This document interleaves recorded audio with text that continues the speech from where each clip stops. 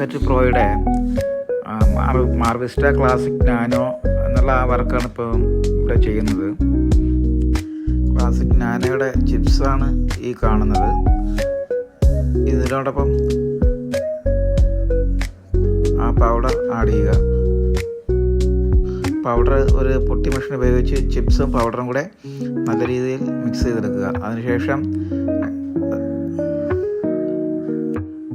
റസിനും അതിനോടൊപ്പം അതിൻ്റെ ഹാർഡനറും ചേർക്കുക. ആ റസിൻ അതിൻ്റെ അളവ് 3:1 റസിൻ 3 ആണെന്നുണ്ടെങ്കിൽ അതിൻ്റെ ഹാർഡനർ അതിൻ്റെ 1/3 ഭാഗം മാത്രം എടുക്കുക.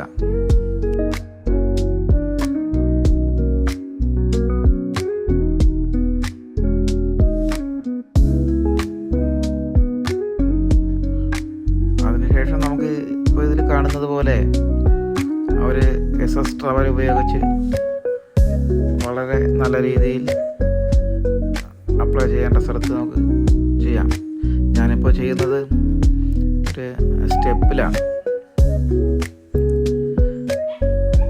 ആ സ്റ്റെപ്പിൽ കാണുന്നത് പോലെ നമുക്ക് ചെയ്തെടുക്കാവുന്നതാണ്. വളരെ നല്ല രീതിയിൽ നല്ല ഭംഗിയുള്ള വർക്കാണ്.